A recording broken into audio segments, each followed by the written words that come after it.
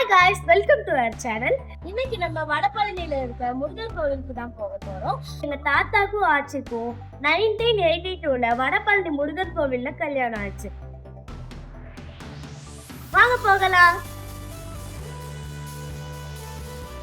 அளவற்ற பக்தியுடனும் அசைக்க முடியாத நம்பிக்கையுடனும் திகழும் வடபழனி முருகரை பார்க்க தாங்க நம்ம இப்ப போயிட்டு இருக்கிறோம்.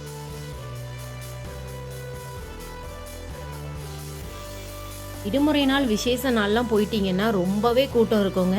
நாங்க சனிக்கிழமை போனோம், ஓரளவுக்கு கூட்டம் பரவாயில்லை.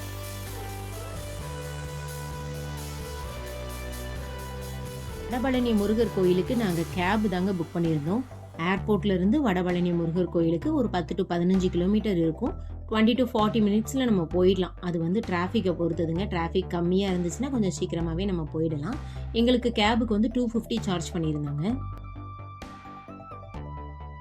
நினைச்ச உடனே போய் பார்க்கக்கூடிய தூரத்துல இருந்தாலும் முருகனோட அருள் இல்லைன்னா நிஜமாவே நம்மளால போய் அவரை தரிசிக்க முடியாதுங்க.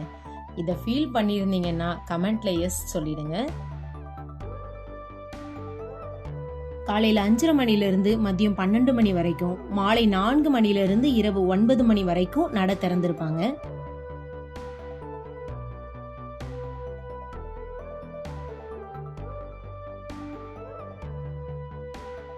சென்னையில ரொம்பவே ஃபேமஸான இந்த கோயில் 1890ஆம் ஆண்டு காலத்துல கட்டப்பட்டுச்சு.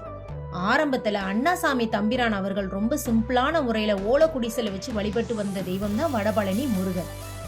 1920ஆம் ஆண்டு புதுப்பிக்கப்பட்ட இந்த கோயில் ராஜகோபுரம் மற்றும் பெரிய மண்டபங்கள் எல்லாம் அதற்கு அப்புறம் தாங்க கட்டப்பட்டுச்சு. இந்த கோயில மட்டும்தாங்க முருகர் காலணிகளை அணிந்திருப்பதையும் ஒரு காலை முன்னெடுத்து வச்சு நிக்கிறதையும் பார்க்க முடியும். முதியவர்கள் காத்திருந்து கும்பிடணும்னு அவசியம் இல்லைங்க. இடது பக்கம் இருக்க விநாயகரை கும்பிட்டுட்டு வலது வாசல் வழியா போனீங்கன்னா வலது பக்கம் இருக்க கோபுர வாசலுக்கு ஆப்போசிட்ல ஸ்பெஷல் தரிசனம் இருக்குங்க. அதுல முதியவர்களும் முடியாதவர்களும் அந்த வழியா போய் ஈஸியா சாமியை தரிசனம் பண்ணிட்டு வந்துடலாம். சாமி கும்பிட்டு முடிச்சதும் இடது பக்கமா இருக்கிற ஆதிபீடத்துக்கு போய் தியானம் பண்றவங்க தியானம் பண்ணலாம். முருகா, உருவாய் அருவாய் உளதாய் இளதாய் மறுவாய் மலராய் மணியாய் ஒளியாய் கருவாய் உயிராய் கதியாய் விதியாய் குருவாய் வருவாய் அருள்வாய் குகனே. உங்க வாழ்நாள்ல ஒரு முறையாவது கண்டிப்பா வந்து வடபழனி முருகனை தரிசனம் பண்ணிட்டு போங்க. முருகரை வழிபட்டுட்டு வெளியில வந்ததுக்கு அப்புறம் கோபுர தரிசனம் பண்றதுக்கு மறந்துடாதீங்க. கோபுர தரிசனம் கோடி புண்ணியம்.